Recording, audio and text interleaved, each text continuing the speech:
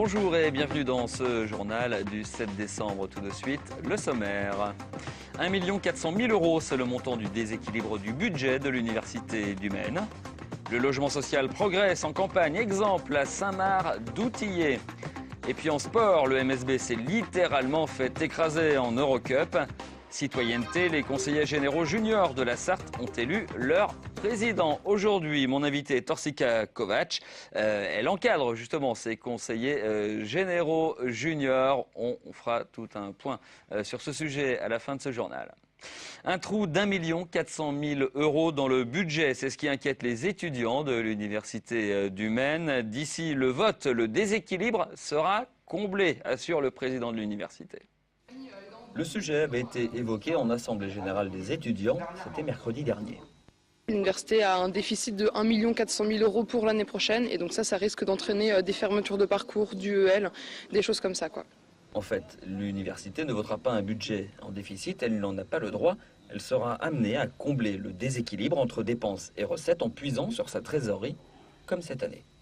Pour 2011, nous avons prélevé sur nos ressources, c'est-à-dire sur ce qu'on appelle le fonds de roulement, à hauteur de 500 000 € pour 2011. Et dans la prévision budgétaire de 2012, nous avons la nécessité de prévoir un prélèvement de l'ordre d'1 400 000 €.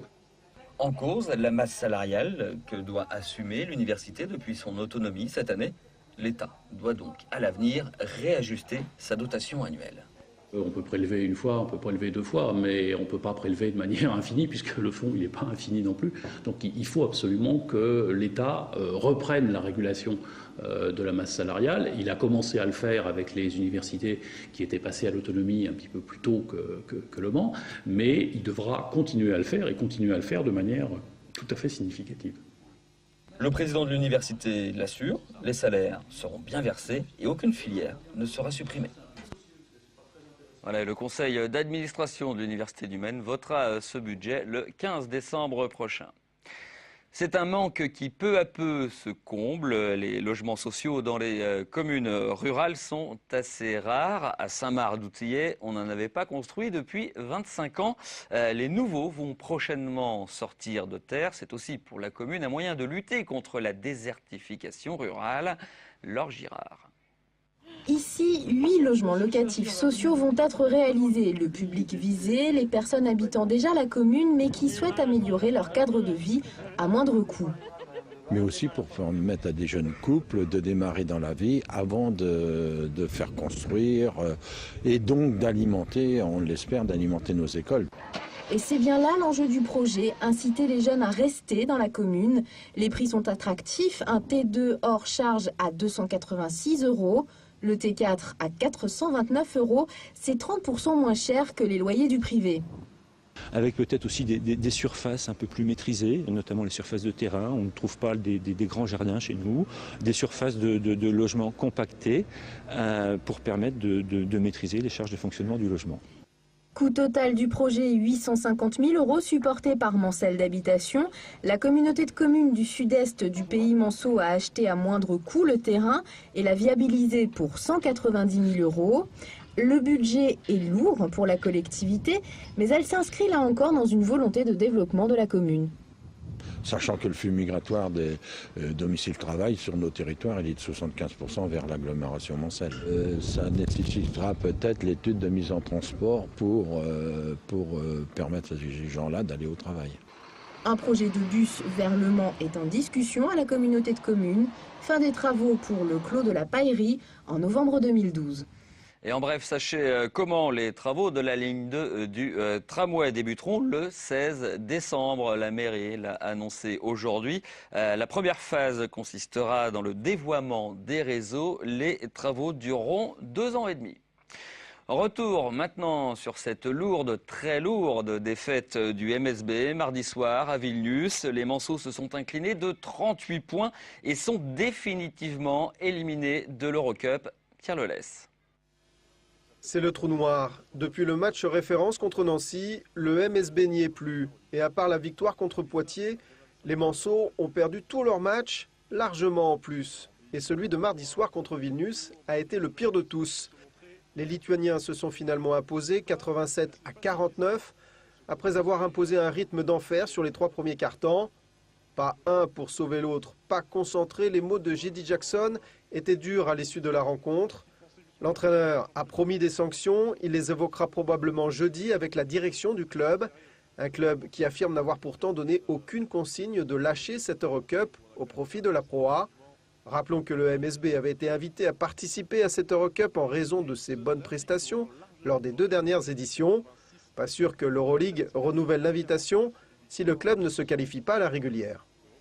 Et puis en bref, sport toujours, les circuits du Mans accueilleront un nouvel événement en 2012, la fête de l'ACO. Le club invitera pendant 3 jours tout ce qui se fait de rapide et spectaculaire en termes de sport auto. Ce sera du 28 au 30 septembre prochain. On parle du Conseil général des jeunes à présent. Les élus juniors ont élu leur président aujourd'hui. Karma Duquesne les a rencontrés avec cette question, quel est leur sens ? Pourquoi s'engagent-ils et quel est le sens de leur engagement? Allô? Oui?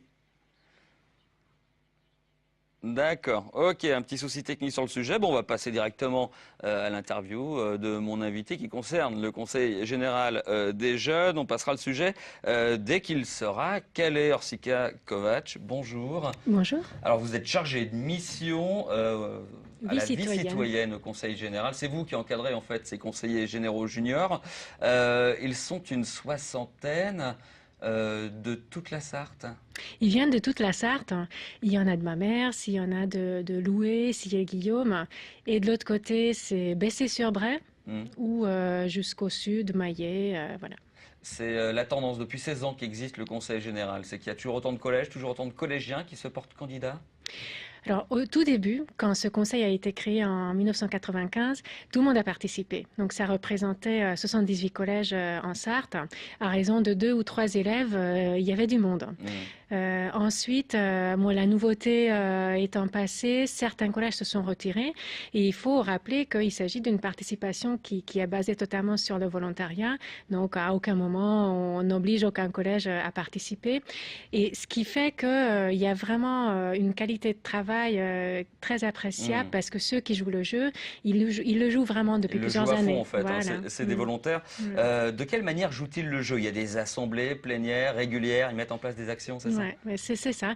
Donc un conseil de jeunes est censé reproduire plus ou moins la réalité des conseils adultes avec des variantes parce qu'évidemment, il faut qu'on crée aussi une ambiance qui leur plaît, qui fait qu'ils ont envie de s'investir, qu'ils peuvent aussi communiquer entre eux, que ça leur ressemble.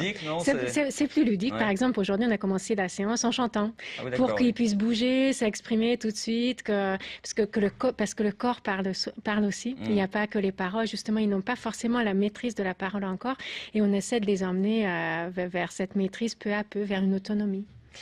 Ils évoluent entre le début de l'année, quand vous les voyez, et la fin de l'année, vous dites qu'ils n'ont pas la maîtrise de la parole, ils l'acquièrent au fur et à mesure de l'année, non? Alors, pour nous, c'est une très grosse satisfaction d'assister à cette évolution. Donc, ils sont élus 2 ans, c'est un mandat de 2 ans, et déjà, ils grandissent. Donc, c'est un âge, ils sont tous collégiens, donc c'est de la 6e jusqu'à la 3e qui peuvent être élus.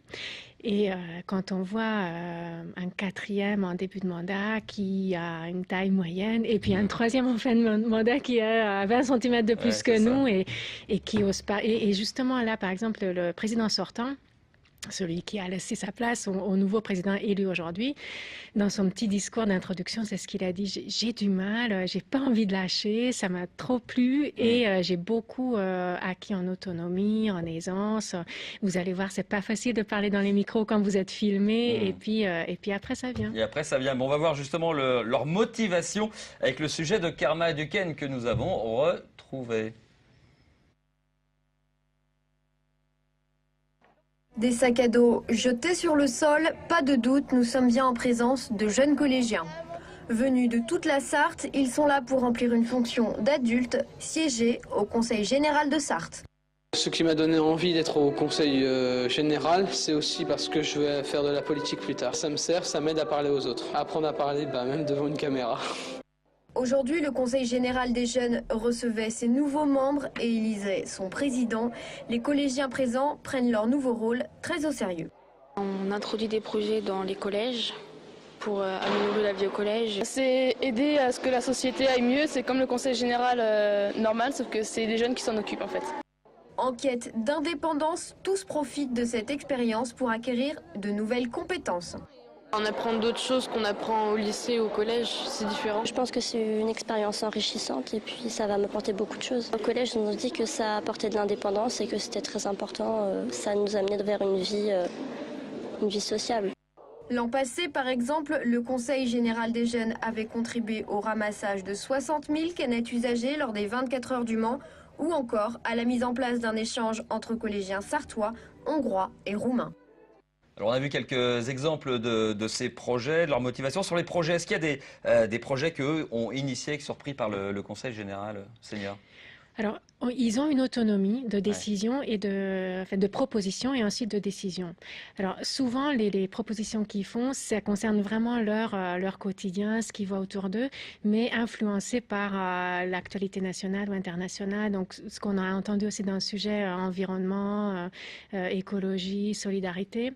Et le but, vraiment, c'est qu'ils conduisent un projet de A à Z. Évidemment, accompagné parce que, justement, ils n'ont pas encore toutes les billes. Mais le principe, c'est qu'ils sont autonomes dans leur projet. Alors après, on essaie plutôt de favoriser des rencontres avec les élus adultes pour qu'ils leur expliquent leur expérience, qui transmettent aussi l'envie de s'engager. Comme disait un des garçons qui a témoigné, Pierre, je ne savais pas, hein, mais il dit « j'ai envie de m'investir en politique Ah ouais. ». Alors, est-ce qu'il le sait? Est-ce qu'il sait vraiment ce que c'est? Qu'est-ce qu'il voit? Il voit à la télévision? Qu'est-ce qu'il a vraiment comme exemple? Et justement, je pense que par le biais de cet engagement, on peut leur apporter des exemples plus concrets, locaux, près de chez eux. Depuis 16 ans qu'existe le Conseil général des jeunes, est-ce qu'il y a des anciens qui sont engagés en politique? Je ne sais pas si vous le savez, ça. Non, je n'ai pas connaissance concrètement. Il y en a plusieurs qui ont dit qu'ils avaient envie de le faire. Peut-être qu'il y en a qui sont dans un conseil municipal, mais en tout cas, non, je ne sais pas plus que ça. Ouais. Votre rôle, vous, est-ce qu'on peut dire que vous êtes une nounou un peu pour les conseillers généraux juniors? Vous les encadrez, vous les maternez, vous les guidez?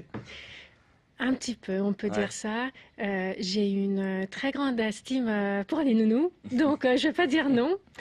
Et c'est vrai qu'il faut les accompagner. Justement, j'ai pas mal utilisé le mot autonomie. C'est pas facile à cet âge-là. C'est un âge collège où ils passent vraiment d'un état où ils sont vraiment maternés à un état où d'un seul coup on peut les vouvoyer au collège. Ils leur demandent beaucoup de travail, beaucoup de choses à faire tout seul. Et au Conseil général des jeunes, mais nous, c'est la même chose. Sauf que c'est en dehors du cadre scolaire. Donc, en plus, il y en a qui prennent les transports en commun pour la première fois. Il y en a qui ne sont jamais sortis de leur canton. Donc c'est un moyen de les ouvrir. Donc c'est vrai que moi, je suis là pour faciliter la tâche. Et quand il y a besoin de les materner, pourquoi pas. Orsika Kovač, merci beaucoup d'être passé dans ce journal pour nous parler du Conseil général des jeunes. Merci de cette invitation. Comme idée sortie, je vous propose un concert des Tetraed. Le groupe se produit jeudi soir à la salle Jean Carmet d'Allonne. Après 25 ans de scène, les Tetraed présentent Lendemain, un condensé de leur univers musical et poétique, brûlot punk, cuivre envoûtant et texte actuel. Ce journal est maintenant terminé. Merci à vous de l'avoir suivi. Prochain rendez-vous demain à 18h30 pour le direct. En attendant, passez d'excellents moments sur la MTV. Au revoir.